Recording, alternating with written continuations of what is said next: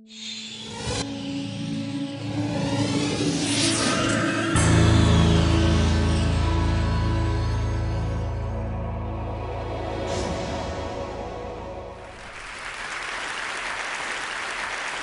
like to talk today about the two biggest social trends in the coming century and perhaps in the next 10,000 years.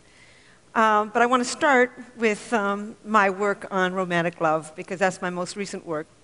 What I and my colleagues did was put 32 people who were madly in love into a functional MRI brain scanner, 17 who were madly in love and their love was accepted, and 15 who were madly in love and they had just been dumped. And so I want to tell you about that first, and then go on into where I think love is going. What 'tis to love, Shakespeare said.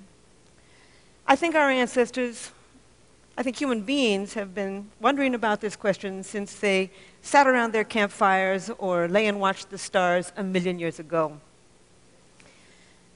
I started out by trying to figure out what romantic love was by looking at the last 45 years of research on just psychological research. And as it turns out, there's a very specific group of things that happen when you fall in love. The first thing that happens is what I call, a person begins to take on what I call special meaning. As a truck driver once said to me, he said, "The world had a new center, and that center was Mary Ann." George Bernard Shaw said it a little differently. He said, "Love consists of overestimating the differences between one woman and another." And indeed, that's what we do. And then you just focus on this person. You can list what you don't like about them, but then you sweep that aside and focus on what you do. As Chaucer said, love is blind.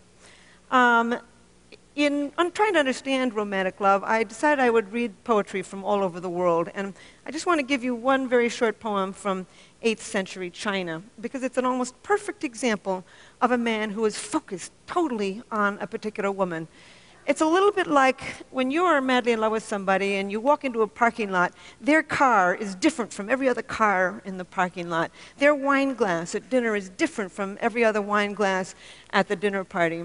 And in this case, a man got hooked on a bamboo sleeping mat. And it goes like this. It's by a guy called Wan Chen. "I cannot bear to put away the bamboo sleeping mat. The night I brought you home, I watched you roll it out." He became hooked on a sleeping mat, probably because elevated activity of dopamine in his brain, just like with you and me. But anyway, not only does this person take on special meaning, you focus your attention on them, you aggrandize them, but you have intense energy. As one Polynesian said, he said, "I felt like jumping in the sky." You're up all night, you're walking till dawn, you feel intense elation when things are going well, mood swings into horrible despair when things are going poorly, real dependence on this person. As one businessman in New York said to me, he said, "Anything she liked, I liked." Simple. Romantic love is very simple. You become extremely sexually possessive. You know, if you're just sleeping with somebody casually, you don't really care if they're sleeping with somebody else. But the moment you fall in love, you become extremely sexually possessive of them. I think that is a Darwinian, there's a Darwinian purpose to this. The whole point of this is to pull two people together strongly enough to begin to rear babies as a team. But the main characteristics of romantic love are craving, an intense craving to be with a particular person, not just sexually, but emotionally. You'd much rather, it would be nice to go to bed with them, but you want them to call you on the telephone, to invite you out, etc., to tell you that they love you. The other main characteristic is motivation. The motor in the brain begins to crank and you want this person. And last but not least, it is an obsession. When I put these people in the machine, before I put them in the MRI machine, I would ask them all kinds of questions. But my most important question was always the same. It was, what percentage of the day and night do you think about this person? And indeed, they would say, all day, all night. I can never stop thinking about him or her. And then the very last question I would ask them, I would always have to work myself up to this question because I'm not a psychologist. I don't work with people in any kind of traumatic situation. And my final question was always the same. I would say, would you die for him or her? And indeed, these people would say yes as if I had asked them to pass the salt. I was just staggered by it.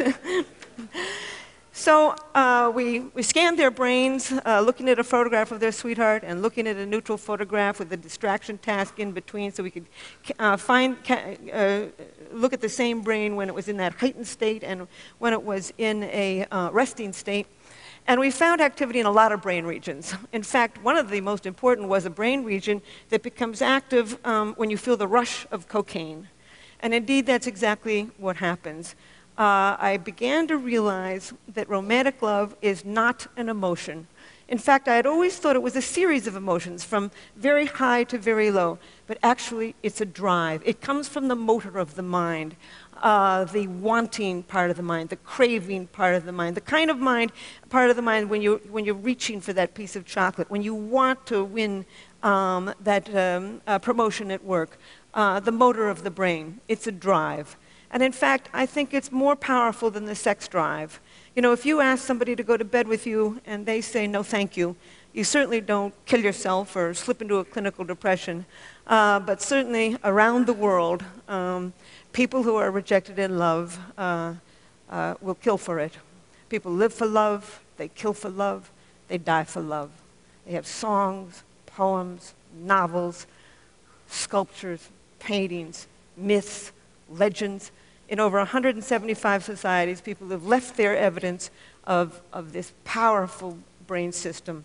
I have come to think it's one of the most powerful brain systems on earth for both great joy and great sorrow.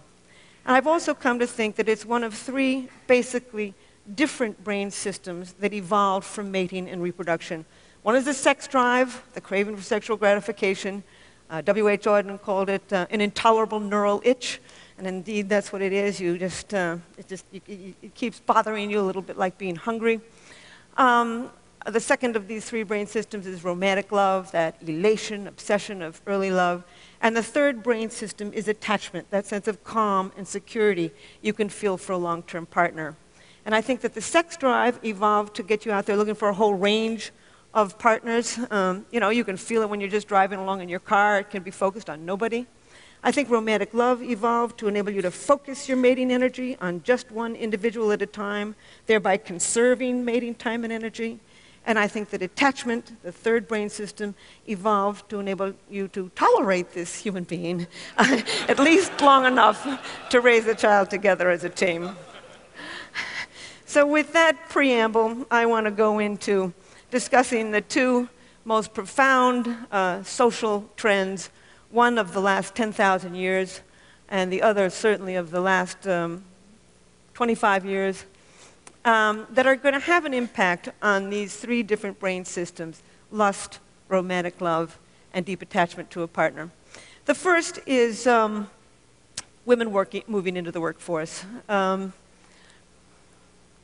I've looked at 130 societies through the demographic yearbooks of the United Nations, and everywhere in the world, except for actually 129 out of 130 of them, women are not only moving into the job market, sometimes very, very slowly, but they're moving into the job market and they're very slowly closing that gap between men and women in terms of economic power, health, and education. It's very slow. For every trend on this planet, there's a counter trend. We all know of them. But nevertheless, the old Arabs say, the dogs may bark, but the caravan moves on. And indeed, that caravan is moving on. Women are moving back into the job market. And I say back into the job market because this is not new. For millions of years on the grasslands of Africa, women commuted to work to gather their vegetables. They came home with 60 to 80% of the evening meal. The double-income family was the standard, and women were regarded as just as economically, socially, and sexually powerful as men. In short, we're really moving forward to the past. Then women's worst invention was the plow. With the beginning of plow agriculture, men's roles became extremely powerful. Women lost their ancient jobs as collectors, but then with the Industrial Revolution and the post-industrial revolution, they're moving back into the job market. In short, they are acquiring the status that they had 1,000,000 years ago, 10,000 years ago, 100,000 years ago. We are seeing now one of the most remarkable traditions in the history of the human animal. And it's going to have an impact. I generally give a whole lecture on the impact of women on the business community. I'll only just say a couple things and then go on to sex and love. There's a lot of gender differences. Anybody who thinks men and women are alike simply never had a boy and a girl child. I don't know why it is that they want to think that men and women are alike. There's much we have in common, but there's a whole lot that we do not have in common. We are, in the words of Ted Hughes, I think that we were built to be, we're like 2 feet. We need each other to get ahead. But we did not evolve to have the same brain. And we're finding more and more and more gender differences in the brain. I'll only just use a couple and then move on to sex and love. One of them is women's verbal ability. Women can talk. Women's ability to find the right word rapidly, basic articulation, goes up in the middle of the menstrual cycle when estrogen levels peak. But even at menstruation, they're better than the average man. Women can talk. They've been doing it for 1,000,000 years. Words were women's tools. They held that baby in front of their face, cajoling it, reprimanding it, educating it with words. And indeed, they're becoming a very powerful force, even in places like India and Japan, where women are not moving rapidly into the regular job market. They are moving into journalism. And I think that the television is like the global campfire. We sit around it and it shapes our minds. Almost always when I'm on TV, the producers who call me, who negotiate what we're going to say, is a woman. In fact, Solzhenitsyn once said, to have a great writer is to have another government. Today, 54% of people who are writers in America are women. It's one of many, many characteristics that women have that they will bring into the job market. They've got incredible people skills, negotiating skills. They're highly imaginative. We now know the brain circuitry of imagination, of long-term planning. They tend to be web thinkers because the female parts of the brain are better connected. They tend to collect more pieces of data when they think, put them into more complex patterns, see more options and outcomes. They tend to be contextual, holistic thinkers, what I call web thinkers. Men tend to, and these are averages, tend to get rid of what they regard as extraneous, focus on what they do, and move in a more step-by-step thinking pattern. They're both perfectly good ways of thinking. We need both of them to get ahead. In fact, there's many more male geniuses in the world, and there's also many more male idiots in the world. When the male brain works well, it works extremely well. What I really think that we're doing is we're moving towards a collaborative society, a society in which the talents of both men are becoming understood and valued and employed. But in fact, women moving to the job market is having a huge impact on sex and romance and family life. Foremost, women are starting to express their sexuality. I'm always astonished when people come to me and say, why is it that men are so adulterous? And I say, well, why do you think more men are adulterous than women? Oh, well, men are more adulterous. And I say, well, who do you think these men are sleeping with? Basic math. Anyway, in the Western world, women start sooner at sex, have more partners, express less remorse for the partners that they do, marry later, have fewer children, leave bad marriages in order to get good ones.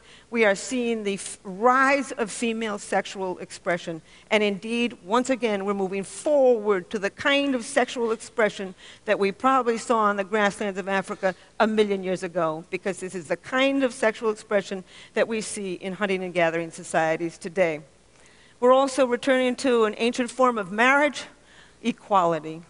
They're now saying that the 21st century is going to be the century of what they call the symmetrical marriage, or the peer marriage, or the companionate marriage. This is a marriage between equals, moving forward to a pattern that is highly compatible with the ancient human spirit. We're also seeing a rise of romantic love.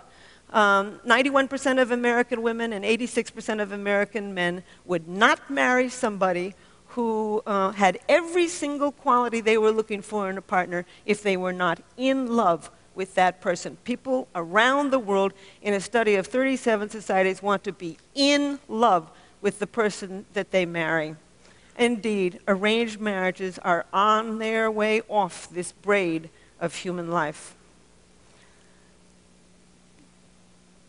I even think that marriages might even become more stable because of a second great world trend. The first one being women moving into the job market, the second one being the aging world population.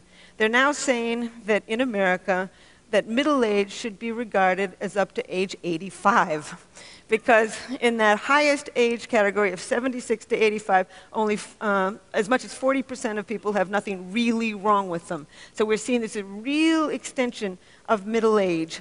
And I looked, for one of my books, I looked at divorce data in 58 societies. And as it turns out, the older you get, the less likely you are to divorce. So the divorce rate right now is stable in America, and it's actually beginning to decline. It may decline some more. I would even say that with Viagra, estrogen replacement, hip replacements, and the incredibly interesting women. Women have never been as interesting as they are now. Not at any time on this planet have women been so educated, so interesting, so capable. And so I honestly think that if there really was ever a time in human evolution when we have the opportunity to make good marriages, that time is now. However, there's always kinds of complications in this. These three brain systems, lust, romantic love, and attachment, don't always go together. They can go together, by the way. That's why casual sex isn't so casual. With orgasm, you get a spike of dopamine. Dopamine is associated with romantic love, and you can just fall in love with somebody who you're just having casual sex with. With orgasm, then you get a real rush of oxytocin and vasopressin. Those are associated with attachment. This is why you can feel such a sense of cosmic union with somebody after you've made love to them. But these three brain systems, lust, romantic love, and attachment, aren't always connected to each other. You can feel deep attachment to a long-term partner while you feel intense romantic love for somebody else, while you feel the sex drive for people unrelated to these other partners. In short, we're capable of loving more than one person at a time.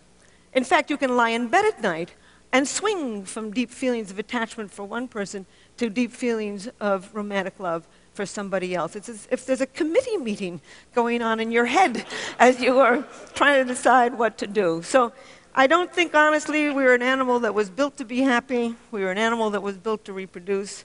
I think the happiness we find, we make. And I think, however, we can make good relationships with each other. So I want to conclude with two things. I want to conclude with a worry. I have a worry, and with a wonderful story. The worry is about antidepressants. Over 100 million prescriptions of antidepressants are written every year in the United States. And these drugs are going generic. They are seeping around the world.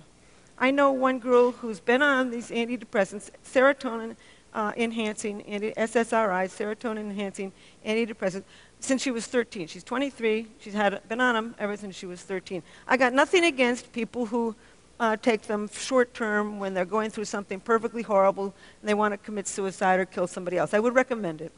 But more and more people in the United States are taking them long term.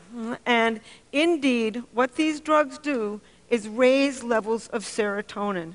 And by raising levels of serotonin, you suppress the dopamine circuit. Everybody knows that. Dopamine is associated with romantic love. Not only do they suppress the dopamine circuit, but they kill the sex drive. And when you kill the sex drive, you kill orgasm. And when you kill orgasm, you kill that flood of drugs associated with attachment. The things are connected in the brain, and when you tamper with one brain system, you're going to tamper with another. I just simply say that a world without love is a deadly place. So now, thank you. I want to end with a story and then just a comment. I've been studying romantic love and sex and attachment for 30 years. And I'm an identical twin. I'm interested in why we're all alike.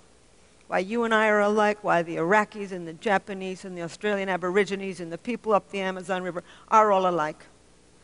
And about a year ago, an internet dating service, Match.com, came to me and asked me if I would design a new dating site for them. I said, I don't know anything about personality. I said, you think you got, I don't know, you think you've got the right person? They said, yes. It got me thinking about why it is that you fall in love with one person rather than another.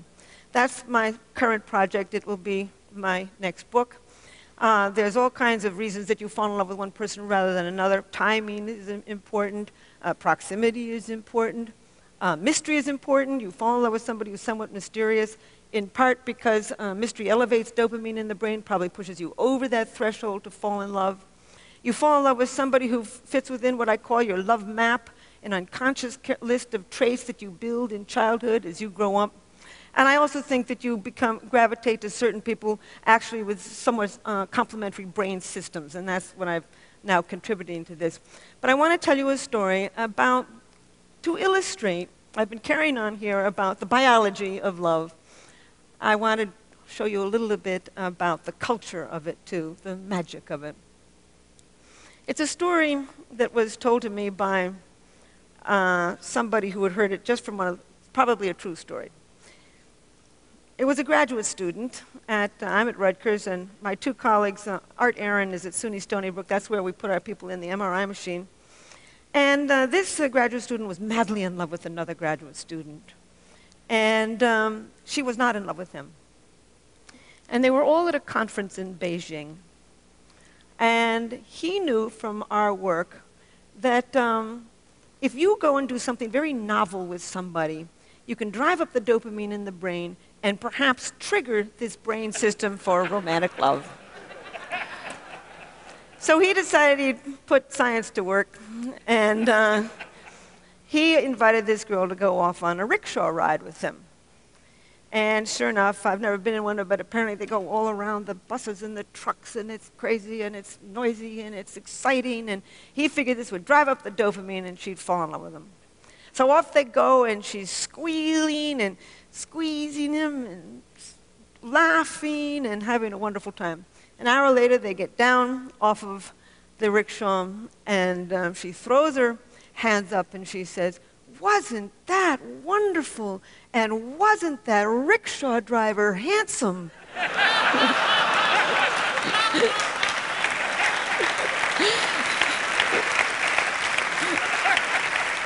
There's magic to love. But I will end by saying that millions of years ago, we evolved three basic drives: the sex drive, romantic love, and attachment to a long-term partner. These circuits are deeply embedded in the human brain. They're going to survive as long as our species survives on what Shakespeare called this mortal coil. Thank you. Helen Fisher.